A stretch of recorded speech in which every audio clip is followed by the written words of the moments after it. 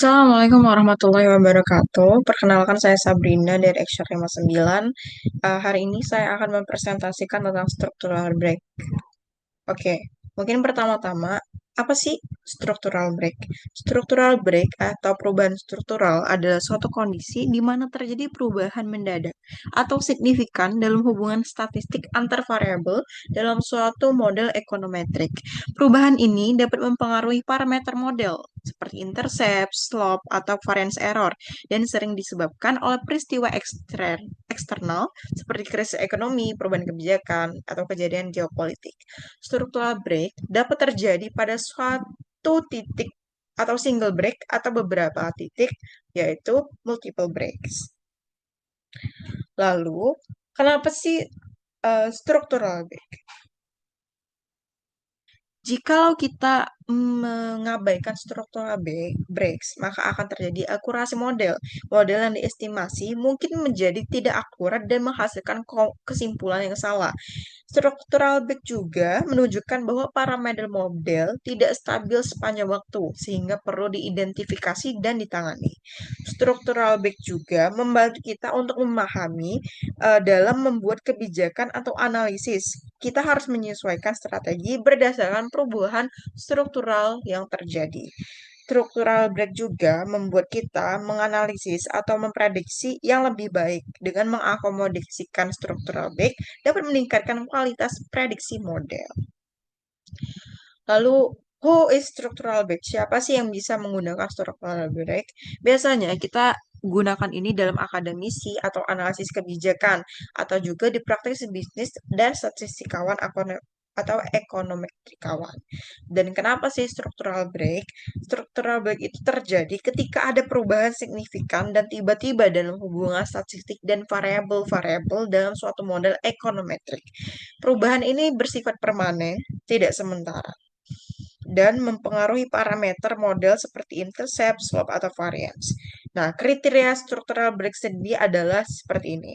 Yang pertama itu terjadi perubahan signifikan pada parameter model.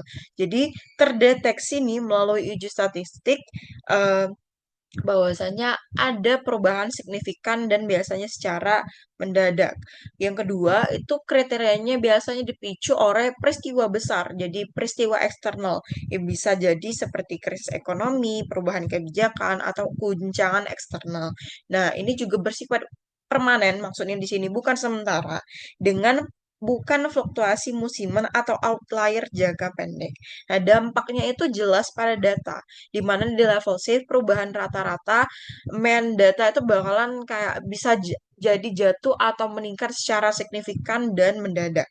Variance safe, lonjakan volatilitas, dan slope break atau perubahan hubungan antar variabel. Nah, structural break ini juga terdeteksi secara visual dan statistik. Where, di mana sih biasanya structural break ini terjadi? Biasanya itu di pasar keuangan, ekonomi makro, sektor energi, lingkungan, kesehatan. Itu tergantung. Dan ada pun biasanya kita menganalisisnya bisa di Stata atau eViews dan juga bisa di RStudio. Jadi, how structural break? Jadi, bagaimana sih kita mengatasi structural break? Yang pertama, untuk mengatasinya, kita harus mendeteksi structural break dulu dengan uji statistik. Biasanya kita bisa dengan uji Chow, uji Bayes-Perron, Chomsky, dan Ziffer-Andrews. Dan penanganannya itu, kita bisa menggunakan segmentasi data atau model dummy variable, model switching, atau time varying parameter. Dan selanjutnya bisa kita analisis lanjutan ketika kita sudah mendeteksi dan eh, mengatasi masalah struktural break ini. Mungkin lebih gampangnya aku akan coba structural break dengan Stata. Ini maaf, bukan SPS, tapi dengan Stata. Sebelumnya, eh, di sini aku sudah siapkan data yang udah aku punya di sini. Ini datanya. Dan nah, selanjutnya kita akan aku bakalan tutorin nih bagaimana sih melihat apakah ada structural break di data yang kita punya itu menggunakan software Stata. Yang pertama kita harus punya dulu nih datanya. Di sini aku udah punya datanya. Selanjutnya aku bakal masuk ke Statanya. Nah, pertama itu komen aja edit. Nah, setelah itu masukin ini di copy terus dimasukin ke software. Variables name. Nah, setelah itu kita akan eh, masukin variabel waktunya dengan cara ganti sama nama. Setelah itu kita masukin duty M. Nah, ini masukin variabel waktu yang kita punya karena aku tadi mulai dari 2018 dan mon 1. Jadi M1 karena ini bulanan. Selanjutnya masukin juga eh, tutup spasi T di eh plus T dikurang 1. Nih. Nah, setelah itu bisa dilihat di sini bahwasanya udah ada nih. Nah, selanjutnya kita akan format itunya dengan cara format biar kelihatan time waktunya.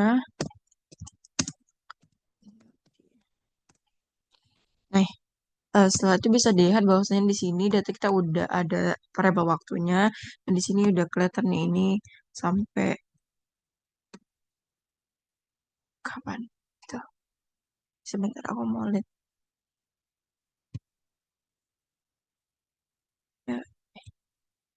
Ya, ini dari sebentar aku bakal revisi dulu karena ini salah ternyata. Jadi ini dari 2020.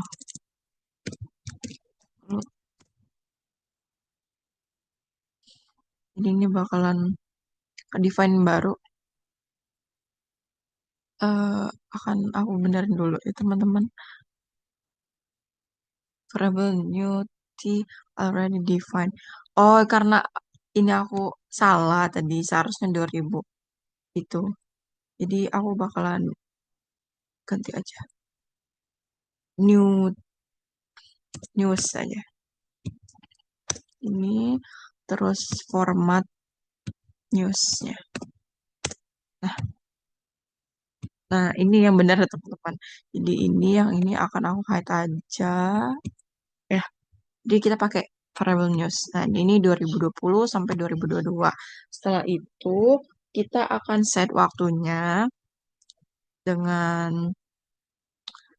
cara komen aja tset news. Udah, setelah itu kita bakalan ngelihat secara grafik atau non formal apakah ada structural break atau enggak. Nah, dengan cara kita lihat aja di time series terus ke graphs terus line plots.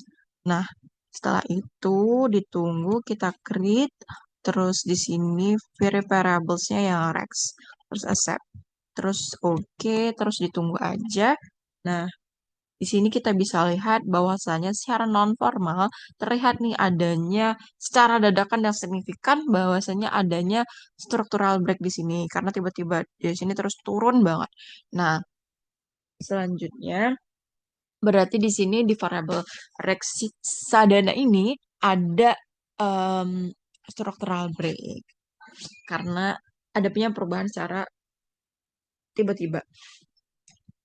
Nah, selanjutnya aku akan coba em, kita akan melihat regresiin dulu dan melihat secara formalnya. Rex. Nah, di sini bisa dilihat nih, kalau misalnya P value kita itu di sini 0,000, di mana ini kurang dari 0,0,5, berarti data yang kita punya, eh, observan yang kita punya itu adalah signifikan gitu.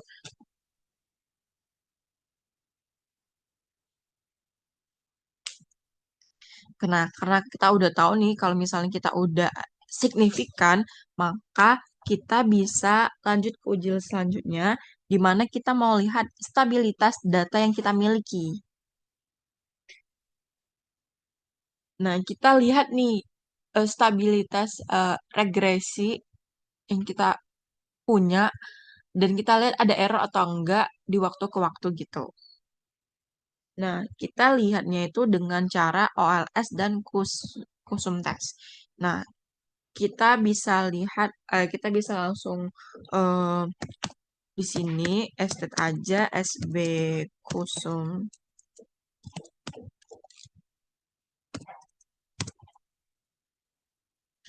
Nah, di mana di sini ada tulisan nih bahwa kusum plot of Rex itu with 95% confidence bands around the null.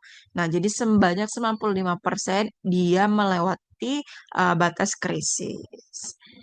Kritis maksudnya. Nah, bisa dilihat di sini. Nah, ini terdapat perubahan yang sangat besar gitu maksudnya. Nah, selanjutnya kita bisa lihat juga di sini hasil tesannya bahwasanya tes statistik yang kita punya itu kurang dari eh lebih dari kalau di critical value 1% ternyata dia kurang dari ini. Tapi di 5% dan di 10% critical value dia lebih besar daripada critical value-nya. Maka dari itu kita bisa menjelaskan bahwasannya ada nih structural break-nya. Di mana di sini dia menolak H0 dan menerima H1.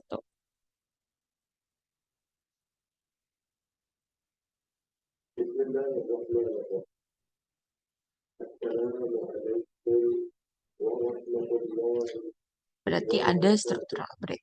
Nah, setelah itu kita juga bisa ngelanjutin nih eh, analisis dengan eh, ngelihat uji lain, yaitu kita start juga single.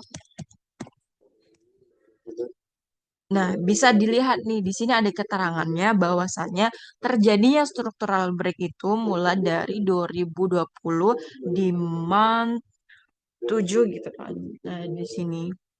Nah, jadi estimasi break time-nya itu, nah, jadi terima sampelnya itu dari 2020 M7 sampai 2020 M7. Nah, estimate-nya break time-nya itu di 2021 di month 5. Nah, di situ. Dan juga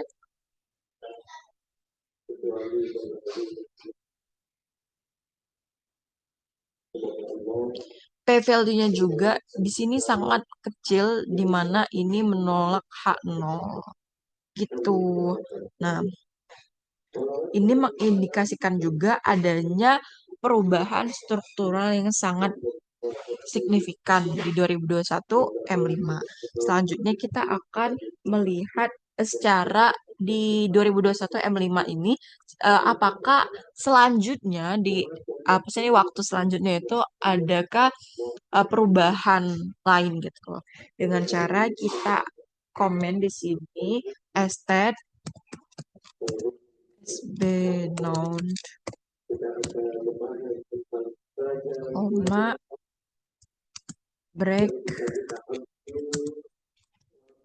kurung TM-nya 2021 M5 ya tutup TM.